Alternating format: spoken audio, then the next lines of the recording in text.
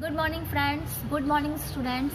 आज मैं आपको एक मोटिवेशनल स्टोरी बताने वाली हूँ and the story is based on the fact that the man is the owner of his own destiny, means the man is the maker of his own destiny. And before telling the story मुझे स्वामी विवेकानंद के कुछ शब्द याद आ रहे हैं।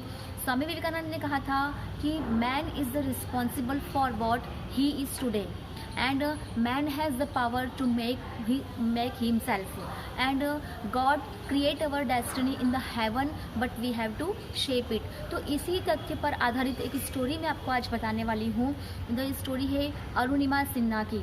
अरुणिमा सिन्हा का जन्म 1988 में उत्तर प्रदेश के सुल्तानपुर में हुआ था और बचपन से ही अरुणिमा को स्पोर्ट्स में रुचि थी, लेकिन and she was the national player also.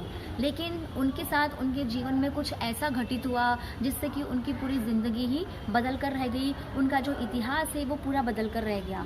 सो अरुणिमा सिन्हा ने की जो एक स्टोरी वो हमें काफ़ी इंस्पायर करती है। और अरुणिमा सिन्हा एक दिन इसी तरह से स्पोर्ट्स के ही किसी एक्टिविटी में पार्टिसिपेट करने के लिए ट्रेन से वो जा रही थी। लखनऊ से वो नई दिल्ली जा रही थी पद्मावती एक्सप्रेस से, और तभी रात का समय था, रात के 1 बजे थे और कुछ चेन स्नैचर ट्रेन पर चढ़े और उन्होंने अरुणिमा को अकेला देखकर उनकी जो चेन थी वो खींचने की कोशिश की।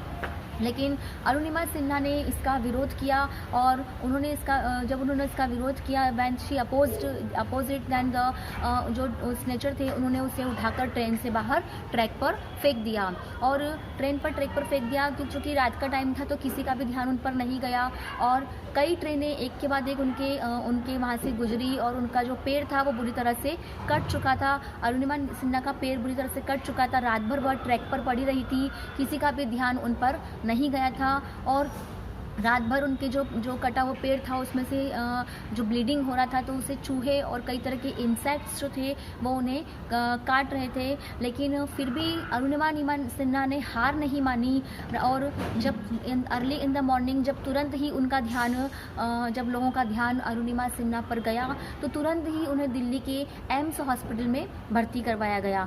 लेकिन जब उन्हें 4-5 महीने तक ज़िंदगी और मौत से लड़ने के बाद वे लड़ती रही हॉस्पिटल में और 4 से 5 महीनों तक हॉस्पिटल से लड़ने के अपने ज़िंदगी और मौत से लड़ने के बाद फाइनली उन्हें एक नया जीवन मिला।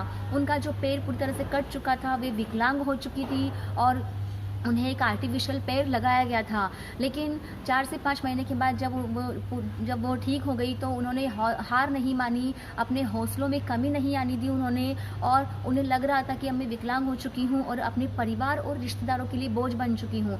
लेकिन फिर भी उन्होंने हिम्मत नहीं हारी और उन्होंने ठान लिया था कि मुझे कुछ ऐसा करना है, I have to do something, कि मैं अपने किसी भी रिलेटिव्स पर बोझ नहीं बनना चाहती हूँ।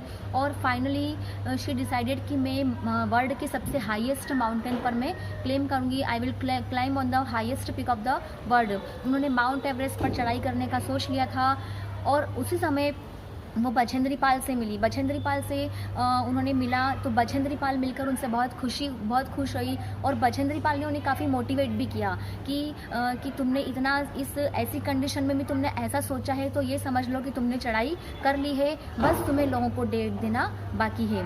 उसके बाद उन्होंने ठान लिया था कि अब मुझे तो और उन्होंने जो सोच रखा था, शी अचीव्ड हर गोल्ड, मतलब जैसा उन्होंने सोचा था उन्होंने अपने लक्ष्य को प्राप्त कर लिया था और उन्होंने फाइनली सबसे माउंट एवरेस्ट पर चढ़ाई करके एक नया कीर्तिमान रचा, एक नया इतिहास उन्होंने लिख दिया था।